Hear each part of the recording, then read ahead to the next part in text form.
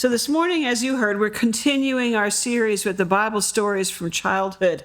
And today we have that story of David and Goliath. This is a story of unforgettable courage.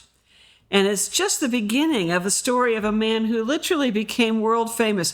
David's story is told in the Bible, in the Torah, and in the Quran, the holy books of three major religions. David's name is known by more people today than it was back then. But on the day that this battle took place, David wasn't famous yet. In fact, he was anything but famous. David had been secretly anointed by the prophet Samuel to be the next king, but nobody knew that yet, apart from David's immediate family. Nobody knew yet that David would become the most famous king Israel ever had. Nobody knew yet that David would write some of the most moving worship songs ever written. And certainly nobody knew yet that one day that there would be a Messiah who would be called the Son of David. At this point in time, David was just the youngest son of the 8 sons of Jesse of Bethlehem. Bethlehem in Hebrew, Beit Lechem, which means a house of bread. This city would also one day be the birthplace of the bread of life, Jesus. But back then, Bethlehem was just a small town. And as in so many ancient cultures, in Jesse's family, the oldest son was considered the most important. The oldest son received the larger inheritance. It was his job to take care of the family after the patriarch passed. Being the youngest son, like David was, it didn't get a person very far in that culture. David's 3 oldest brothers were at that time serving in the military. They were fighting the Philistines, while David was back home in Bethlehem taking care of the sheep. So David was outdoors most of the time, sleeping under the stars, getting to know each sheep by name, helping the ewe lambs give birth, protecting the sheep from predators. And most of the time it was pretty quiet. It gave David the chance to pray, to get to know God well. It also gave David the time to practice the harp and learn it well. And the fields where he sat around 1,000 years later would be the same fields where shepherds would hear angels singing about the birth of the Messiah. David never heard any angels singing in that spot, but he did experience God's presence and God's power, especially when he used his slingshot to kill bears and lions who attacked the sheep. The life experiences of a shepherd helped to shape this young man into the kind of leader that would make a good king. Now, ironically, back in those days, shepherds were not all that welcome in polite society. Apart from the fact that David was the youngest son, which put him behind the 8 ball to start with, people back then had mixed feelings about shepherds. They admired shepherds for the hard work they did, but they also felt that shepherds were socially awkward because they spent so much time alone. And besides that, shepherds smelled very strongly of sheep, right? And considering that back then nobody used deodorants, that was a pretty bad smell, right? So, on the other hand, in David's case, David was already starting to build a reputation for himself. Shortly before our story took place, David had been introduced to King Saul. And the reason was that Saul was a deeply troubled man. And nobody knows the exact nature of Saul's difficulty, but he was in trouble both mentally and emotionally. And that trouble started after Saul had disobeyed a command from God, which was given to him by the prophet Samuel, at which time God removed protection from Saul. Now, what exactly that meant and what exactly happened, we don't know. He may have been suffering from PTSD. He may have had anxiety or bipolar episodes. Well, we just don't know exactly what was troubling Saul. All we know for sure is that these episodes of anxiety interfered with Saul's ability to lead and be an effective king. So the king's servants suggested to Saul that he bring in a gifted musician to lift his spirits. And they found David, who played the harp very, very well. And so whenever David played, King Saul's spirits were lifted and he was able to rule as a king. But the effect would only last for a little while, so David was a fairly frequent visitor to King Saul. The rest of the time when David was not playing for King Saul, he was home watching the sheep. And I imagine he liked the job. I imagine he enjoyed having time to talk to God, practice his harp, giving names to all the little sheep, all that kind of stuff. And every now and then, his father Jesse would say to David, "Take some supplies to your brothers on the front lines." Now, armies back in those days were not fed by the government. They were fed by supplies from home. And so David would load up breads and cheeses and whatever else was on hand, take them to his brothers, like I said, 3 of whom were in Saul's service. And he also brought food to their commanding officer to share with the men. So the day that David met Goliath was one of those days when he was bringing food to his brothers. David was in the camp when Goliath the giant came out from the opposing Philistine army, and he said, among other things, "I defy the ranks of Israel. Give me a man that we might fight together. The victor will make his nation victorious, and the other nation will surrender." And Goliath said other things too, things that made fun of Israel's army and made fun of Israel's God. And this had gone on for 40 days before David's visit. Now, a little background on Goliath. Okay, first, historians believe that Goliath was a true giant. Exactly how big he was is debated. But a giant in the scientific sense, as they say, a hereditary pituitary disorder causing familiar gigantism. In other words, it ran in his family. It has been documented that Goliath also had a brother and 3 sons who were also giants. Now, exactly, like I said, exactly how big is debated. Big enough is the important thing, right?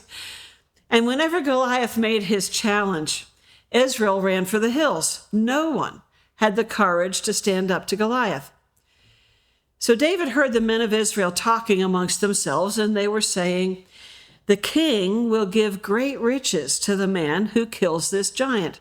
He will give the man his daughter in marriage, and he will make his family free in Israel." In other words, they would never have to pay taxes again. Can you imagine that? No taxes. So David asked a few of the men if this was actually the case. Was this true? It sounded too good to be true. And the men answered, "Yeah, this is the truth. This is what the king will do." And David's older brother Eliab overheard these conversations, and he got ticked off at David. He said to David, "Why are you here? Who's taking care of those sheep of yours in the wilderness? You have evil in your heart, and you're only here to watch the battle." And David's reaction hints that this was not the first time the 2 of them had had words. David answered, "What have I done now?" "It was only a question," he says. And having heard the whole story, David was mightily ticked off that this uncircumcised Philistine, as he called Goliath, had been getting away with ridiculing God's people and God's army. So David goes to King Saul and says, "Let no one's heart fail because of him. Your servant will go and fight with this Philistine." And Saul objects. How could a teenager like David, who has never held a weapon of war, take on this huge man who's so well trained in battle?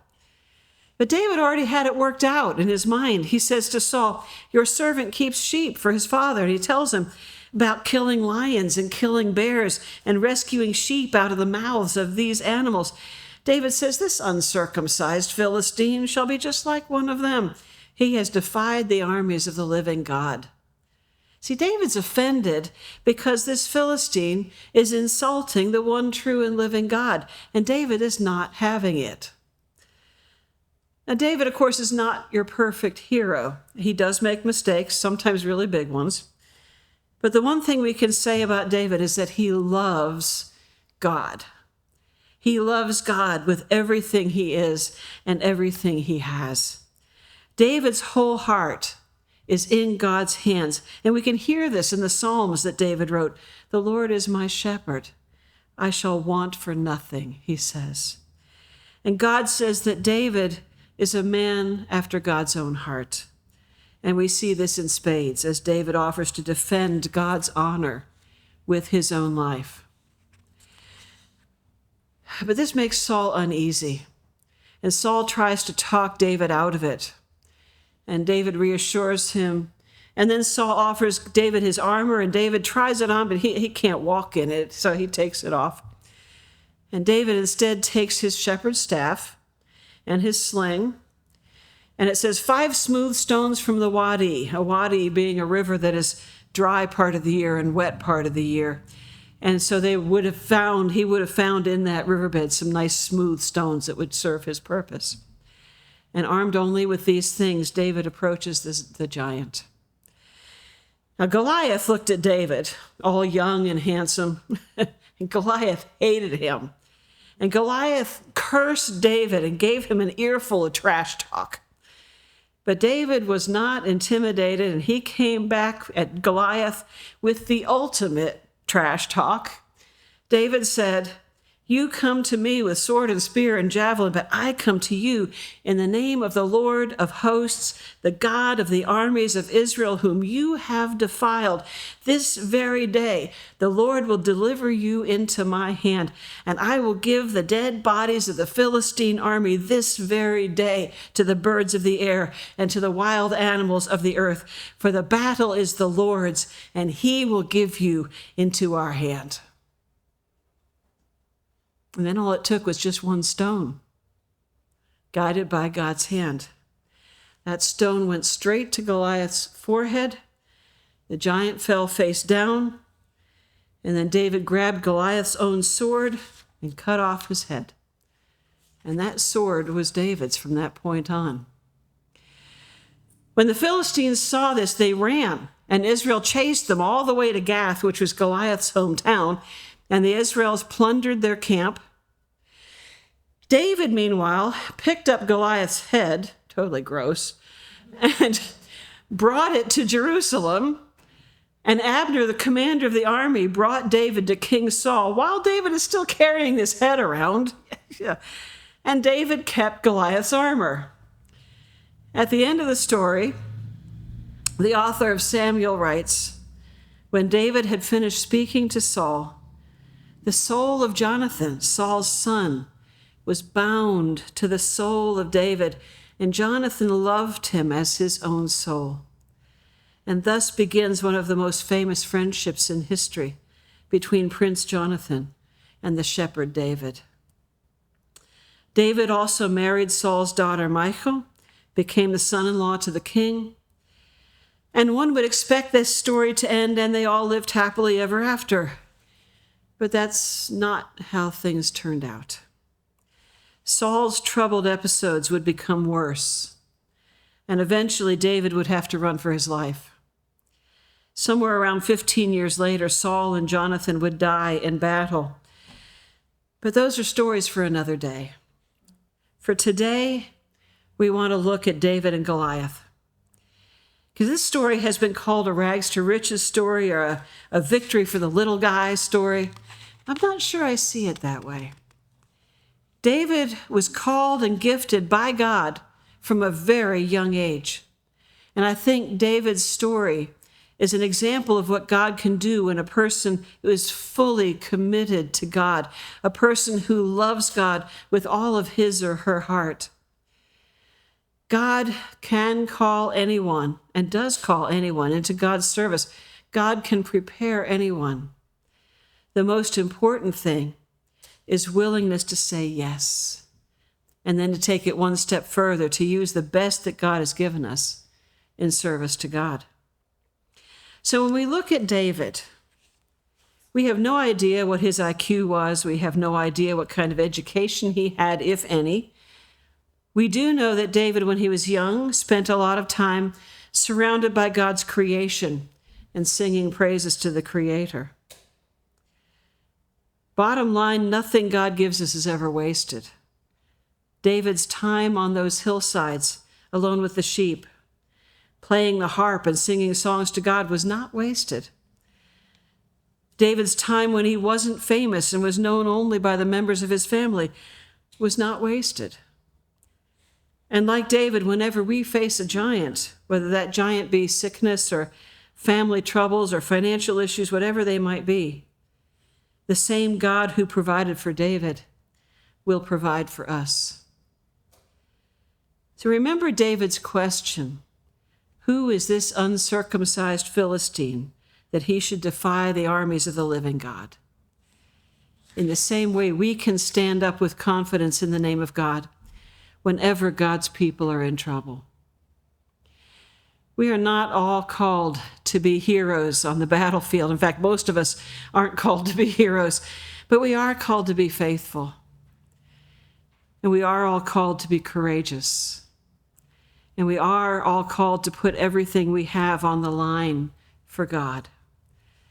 And when imperfect people are faithful and courageous for God, good things happen, not just for us, but for all of God's people. Amen.